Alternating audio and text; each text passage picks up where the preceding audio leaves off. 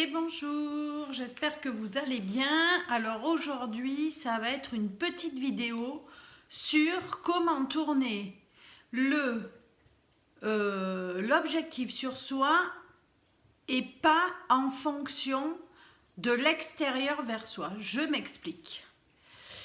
Souvent, dans des interactions avec les gens, on va se fier à une situation ou un ressenti en fonction de l'attitude de l'autre. Ok, bon, jusque-là tout va bien. Sauf que ça veut dire, inconsciemment, ça veut dire que le baromètre, c'est l'autre. Et en fonction de l'attitude de l'autre, nous, on va se positionner. Sauf que quand c'est très inconfortable ou ça nous met des doutes, par exemple, je sais pas, on va être dans une situation où on a une personne qui en ce moment est pas trop dans la communication, etc. Pour peu qu'on ait pas trop confiance en soi, on va se dire oh là là, mon Dieu, mais regarde l'attitude qu'il a. Ah non, non, mais ça veut dire qu'il y a un truc qui va pas. Ah non, non, je le sens mal, le truc, je le sens mal, etc. Et en fait, on va attendre d'avancer, entre guillemets, quand l'autre est plus ou moins ouvert, etc. C'est dangereux. Alors, c'est dangereux, pas dans le sens où on peut le dire, mais en tout cas, ça veut dire que le décisionnaire, inconsciemment, c'est l'autre. C'est-à-dire que quand l'autre a telle attitude ou telle attitude, nous, on se positionne de telle manière. Quand l'autre est fermé en face, on est plutôt craintif. Quand l'autre est joyeux, du coup, ça nous revigore ou ça nous vivifie, comme on veut. Et du coup, ça veut dire qu'en fait, le baromètre de nous, c'est l'autre.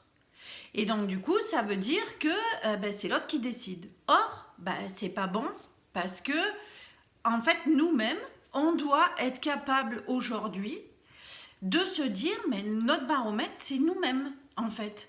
Moi, j'ai délimité un cercle dans lequel je me sens en sécurité, je me sens bien, je suis moi-même, avec mes défauts, avec mes qualités, avec ma bonne humeur, avec mes tristesses, avec mes peines, mes joies, mes valises à porter, etc. Et tout ça, dans ce petit écosystème-là, je laisse entrer des gens ou en sortir. En tout cas, je ne me laisse pas absorber ou dicter ou diriger inconsciemment par rapport à l'attitude de quelqu'un.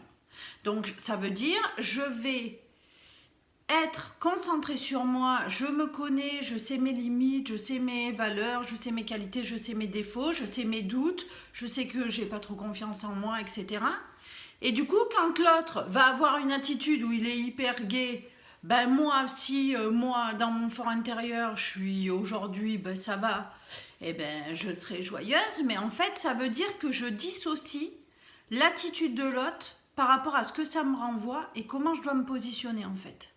Et c'est quand même très important parce que ça veut dire qu'inconsciemment, c'est pas l'autre qui décide. Alors, l'embêtant, c'est que, comme je vous le disais la dernière fois, dans l'éducation qu'on a reçue, dans notre société à aujourd'hui, on a un enfant, quand il pleure trop, on lui dit « Oh, c'est bon, arrête de pleurer, maintenant t'es grand ».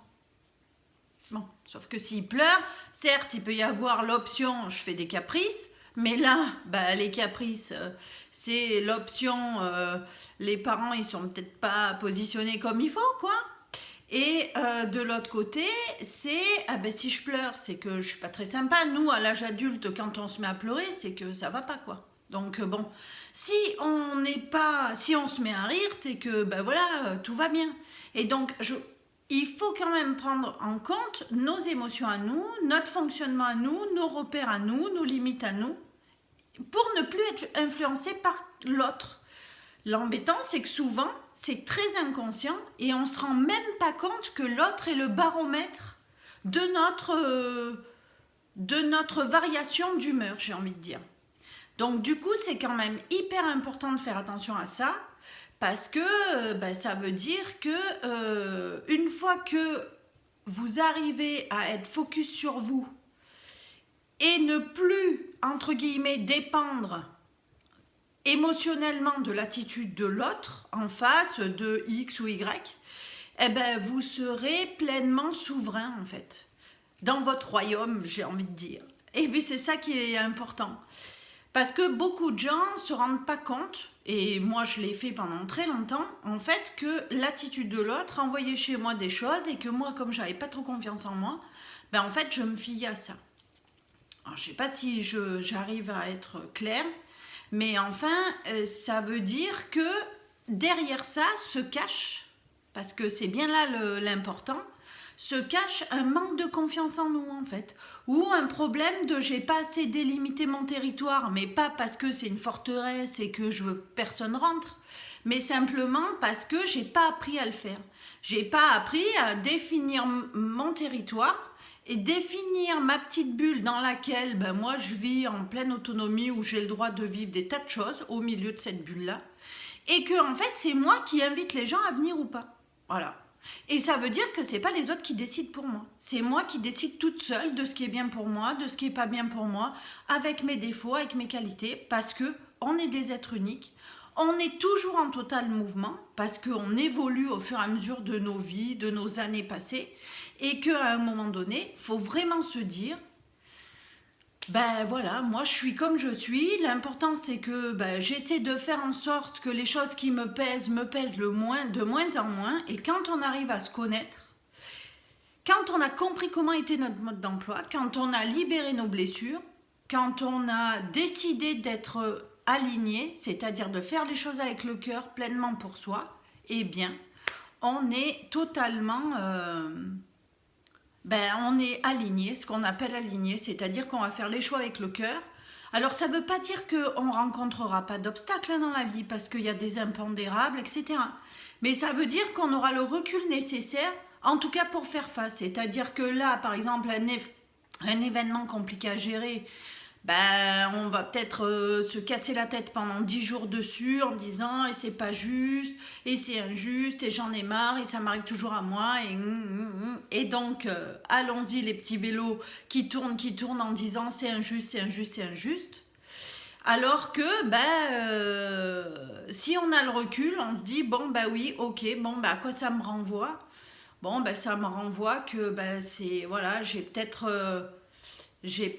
trop été à l'écoute de l'autre et pas assez de moi, ou ben, ça me renvoie qu'il faut vraiment que je travaille ma confiance en moi, parce que je ne peux pas me laisser voilà, influencer par l'attitude de X qui va être un coup hyper marrant, l'autre coup complètement fermé, un coup froid et distant, un coup hyper jovial. Et ça, c'est valable dans le travail, dans le perso, dans l'amical, dans plein de choses, quoi.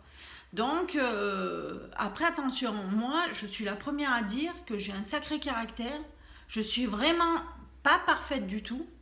Mais enfin, j'ai appris à avoir ce recul-là qui fait que parfois, je suis encore secouée par la vie, par des événements, par des choses qui me blessent profondément. Mais je me dis à quoi ça me renvoie, à quoi ça me fait penser. Et donc, petit à petit, je retrouve l'événement d'origine, et puis je le travaille, je le libère, etc. Et donc je vous dirai aussi la prochaine fois les différents actes de libération que j'ai dans ma botte secrète. Voilà, passez une bonne soirée ou une bonne journée, à très bientôt.